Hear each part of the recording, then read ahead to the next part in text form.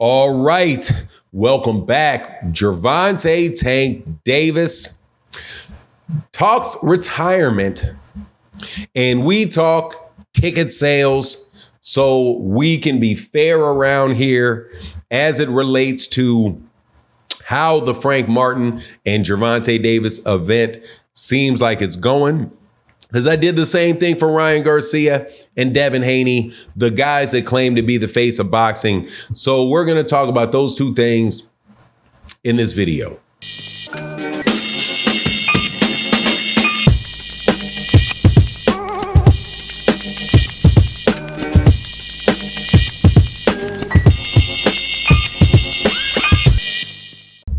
All right, welcome back to the channel. It's your boy Fanon, and in this video, Gervonta Tank Davis talks retirement, and we are going to talk about these ticket sales.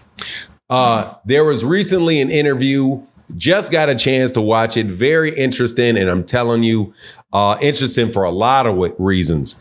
Between Wally, the $1 million worth of game, you had Gervonta Davis and Frank Martin there. You also had the trainers, Calvin Ford and Derek James there.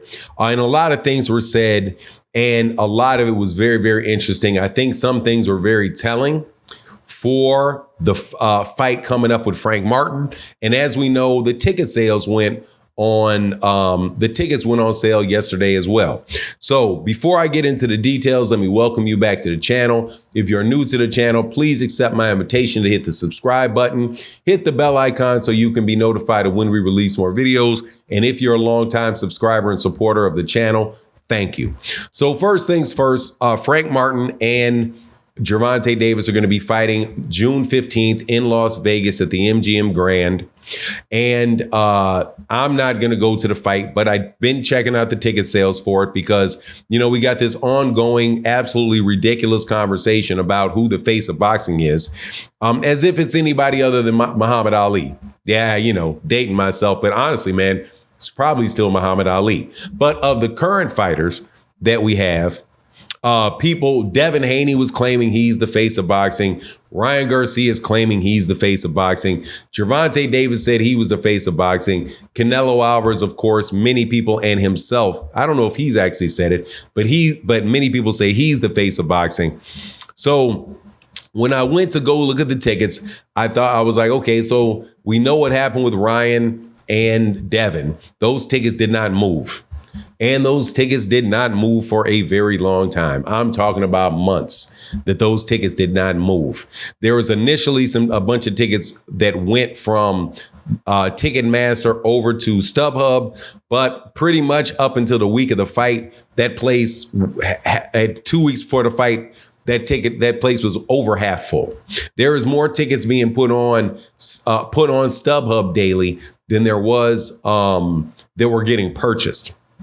So now you have Gervonta Davis and Ryan Garcia. So I went and looked. And Frank Martin. I went and looked, and there's a lot of tickets that are gone. It's not available on Ticketmaster. It's only the ones that I could see were ATX and ATX.com and StubHub. StubHub had whole sections that were not available, and ATX had whole sections that were completely empty.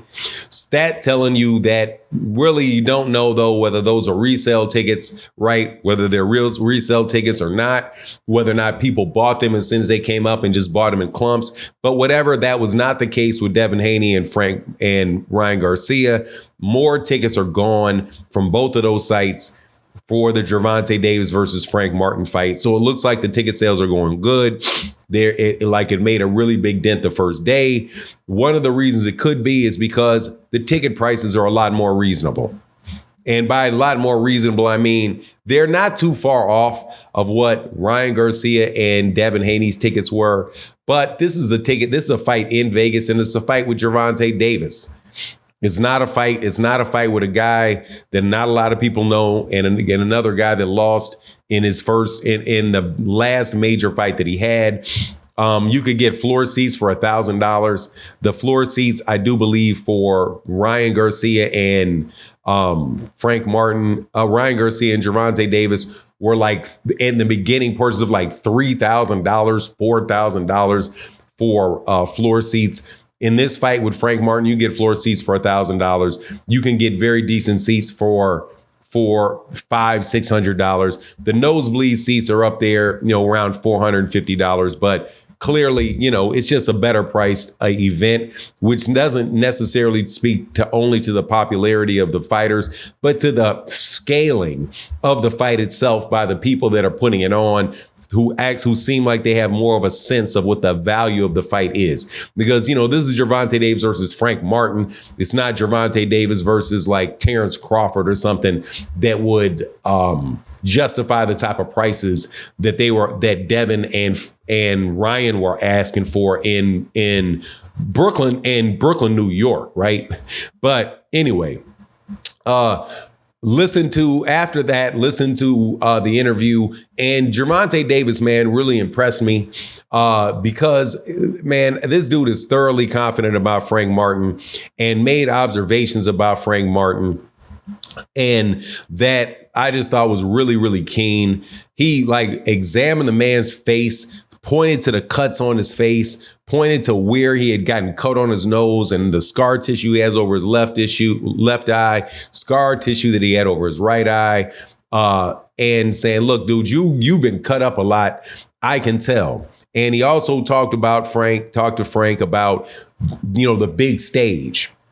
And how, Frank had never been on the big stage. And the fact that when you walk out there and you see all those lights and you see all those people, man, how intimidating it is. And how, Frank had never been in that situation before. So Frank not being in that situation could very well lead to him, having cold feet and not being able to perform up to the best of his capabilities. So just all of those different things, man, that Gervonta talked about related to Frank. And that was aside from just the fighting, the aspect of, who the better fighter is, who had been fighting longer, who has the better skill set. Just a very, very intriguing conversation, even to the point where Gervonta showed a lot of maturity in personal maturity when he was talking about the fact that after he gets through the 6-7 fights, he wants to retire. He wants to be done. And he was talking about, look, man, it's all the fame and all of that stuff. It's not, it's not all it's cracked up to be. It makes you look like a person that you're not. Brought up examples of, you could think that either I'm a fool or I'm some really terrible, mean person. Neither which one are true. He talked about the money and said, look, man, in the neighborhood that I'm in, there are people that have smaller houses than me, that have less money than me. And there are people that have way more money than me where, in the area that I live in. So it's like, it keeps me hungry knowing that there's more that I can achieve. But at the same time, keeping him in a place where he understands he's just a normal human being with the same issues, the same drives that everybody else does, man. And I just thought, man, that how very, very mature that was of him, and just shows over time how he's maturing. Of course, he's not, the most articulate person in the world. Expressing himself in words is probably something that doesn't come natural to him in the way that it may come natural to other people. But if you listen to the overall message, it's just a lot of maturity. There's a lot of growth there. And it's very, very commendable in my opinion, and makes me root for him even more. And now I like Frank Martin a lot. Don't get me wrong. And I know Frank Martin can achieve. He even brought up the fact that, hey, man, look, Gervonta had his first time in front of, on a big stage too. It's got to be the first time for everybody. Got to be a first time for everybody. This is his first time, and how he's going to answer the call, and he's going to be able to handle it like a warrior. All in all, man, looking forward to the event. Can't wait to call it on YouTube, because I'm probably not going to go to the fight.